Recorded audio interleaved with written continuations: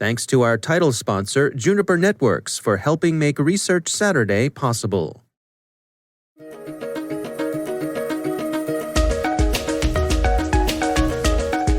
Hello, everyone, and welcome to the CyberWire's Research Saturday. I'm Dave Bittner, and this is our weekly conversation with researchers and analysts, tracking down the threats and vulnerabilities, solving some of the hard problems of protecting ourselves in a rapidly evolving cyberspace. Thanks for joining us.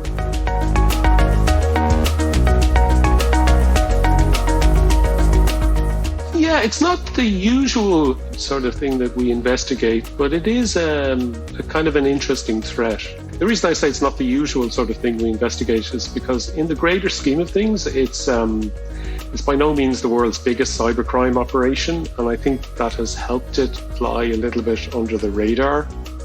That's Dick O'Brien. He's a principal editor at Symantec. The research we're discussing today is titled Clipminer Botnet Makes Operators at Least $1.7 million.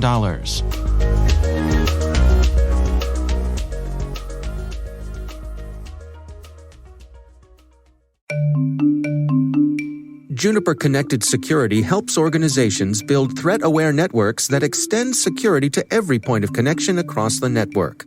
To learn more, visit juniper.net/security or connect with Juniper on Twitter or Facebook. That's juniper.net/security.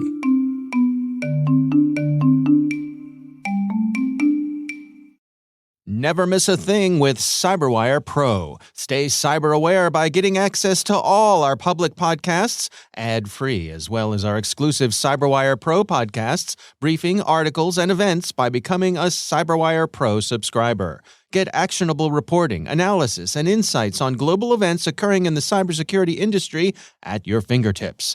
Visit thecyberwire.com/pro to subscribe today.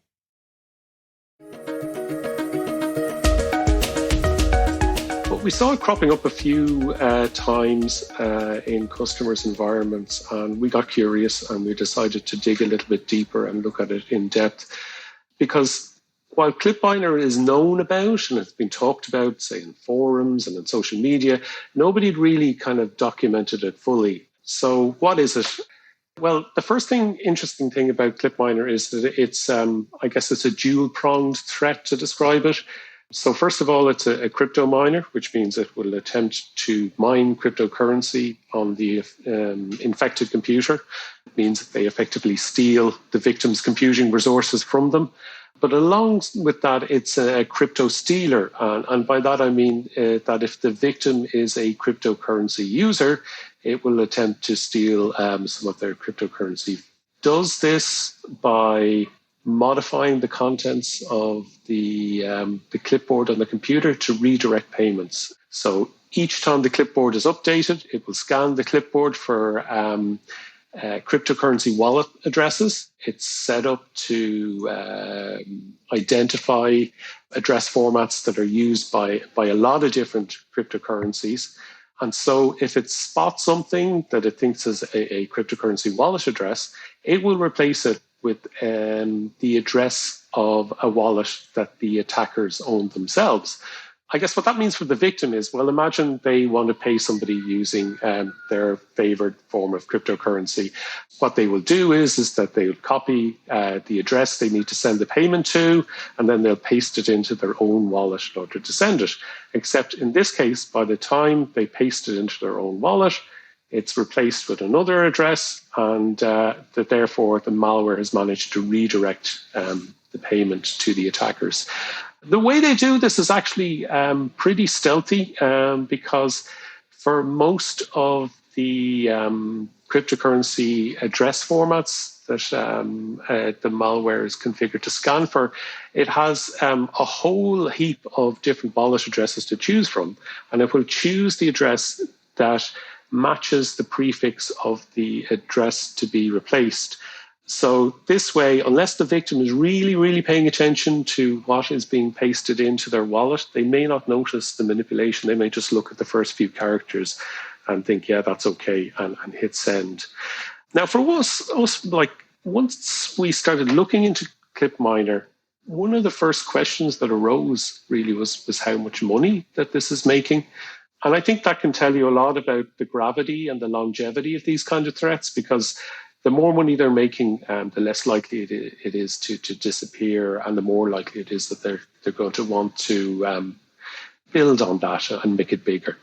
Calculating the earnings is always a little bit tricky and time consuming. So, for example, to start with, the malware was pre-configured with the addresses of over 4,000 wallets. That's 4,000 wallets controlled by the attackers themselves. So we took a look at just Bitcoin and the Ethereum wallets, which were the majority, in fairness. And they contained a good amount of money, but we noticed a lot of being transferred out into tumblers, and these effectively act as money launderers for cyber criminals using cryptocurrency. And then if you factor the money that has already gone out of the wallets into these tumblers, we reckoned that they've made at least $1.7 million from the clipboard hijacking alone in those currencies. I should stress that it's $1.7 million at the time of writing, because as we all know, cryptocurrencies have been hit with a pretty steep drop in value in recent weeks. So their profits would probably only be intact if they'd cashed out into other real world currencies straight away. But of course, they potentially made much more than this, because we only made an estimate of the clipboard earnings. The CryptoMiner earnings were way too complex to calculate in the time that we had. You know, it's really an interesting point you bring up here that, first of all, at $1.7 million could be considered not a whole lot of money relative to some of the other operators out there, right? Yeah. When you hear about ransomware groups making maybe hundreds of millions of dollars, this is sort of the small leagues. But nevertheless, like for anybody, $1.7 million is a fair amount. Yeah, and that's where I'm going with this, which is there kind of this funny middle ground where if you're a ransomware operator, can you operate in this space where you're still making a pretty good living for yourself, but there are a lot of shinier objects out there for law enforcement to try to track down? It is something that I've been thinking about myself since we published this research.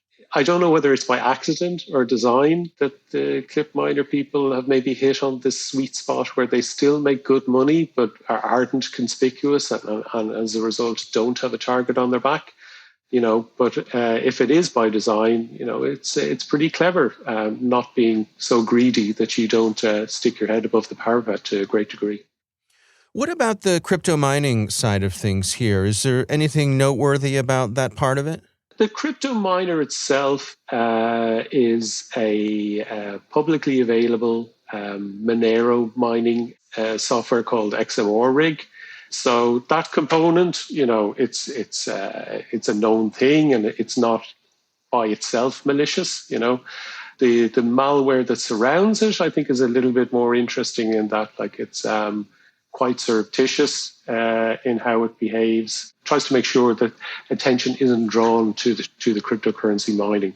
So, for example, it will constantly scan for keyboard and mouse usage, and this is to determine whether somebody's actively using the computer at the time. And if it decides that nobody's using it, then and only then will the miner kick in. So obviously you're going to make more money if it's mining all the time, but the user may notice a lag on the computer's performance. And it also monitors for any analysis and troubleshooting tools running, and run the miner if they're running as well. And I think, again, that's probably a bit to keep pretty low profile because the user may not be using the computer. They may not have their hands on the keyboard, but they may be running some sort of scanner diagnostic tool which could pick up the mining activity. So take me through how someone could find themselves infected with this. How are they going after their victims?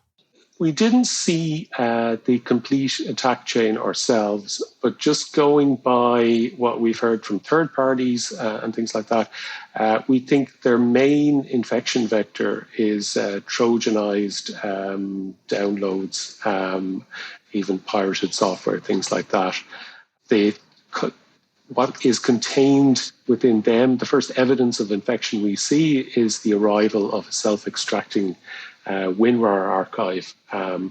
that drops on the computer. It runs a downloader. That's a DLL file, and then it connects to the Tor network and it downloads the actual Clipminer payload itself. And then, of course, you want Clipminer to stay running once it's on your computer. So it creates what we call persistence by creating a scheduled task, which means every time the user reboots, if they reboot, Clipminer will restart. And what are your recommendations for folks to best protect themselves? I mean, I guess obviously don't download pirated software, but beyond that.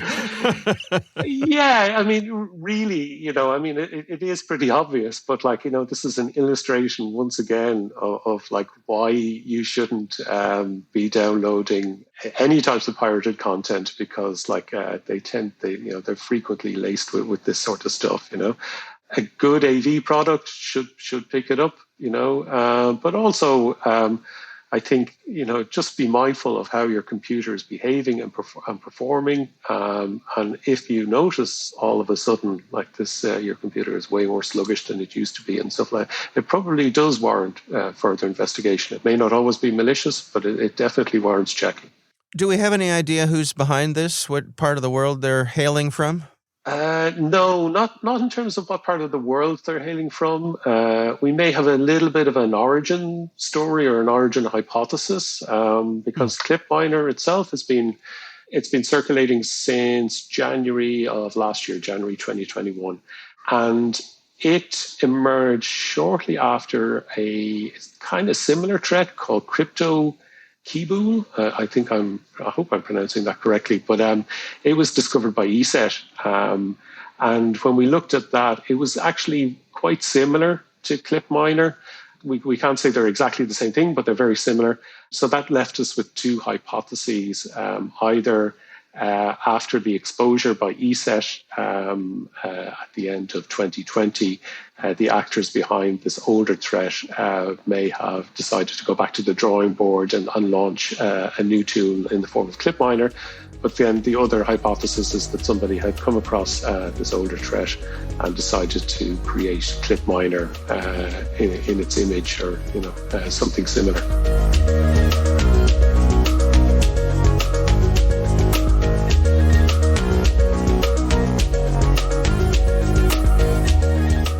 Our thanks to Dick O'Brien from Symantec for joining us. The research is titled Clipminer Botnet Makes Operators at Least $1.7 million.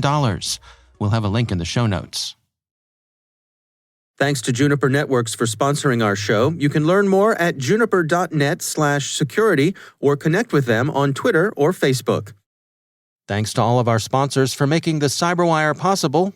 If your company would like to reach 250,000 unique listeners every month, send us a note at thecyberwire.com/sponsor. The CyberWire podcast is proudly produced in Maryland out of the startup studios of Data Tribe, where they're co-building the next generation of cybersecurity teams and technologies. Our amazing CyberWire team is Rachel Gelfand, Liz Irvin, Elliot Peltzman, Trey Hester, Brandon Karpf, Eliana White, Paru Prakash, Justin Sabi, Tim Nodar, Joe Kerrigan, Carol Terrio, Ben Yellen, Nick Valecki, Gina Johnson, Bennett Moe, Chris Russell, John Petrick, Jennifer Iben, Rick Howard, Peter Kilpie, and I'm Dave Bittner. Thanks for listening. We'll see you back here next week.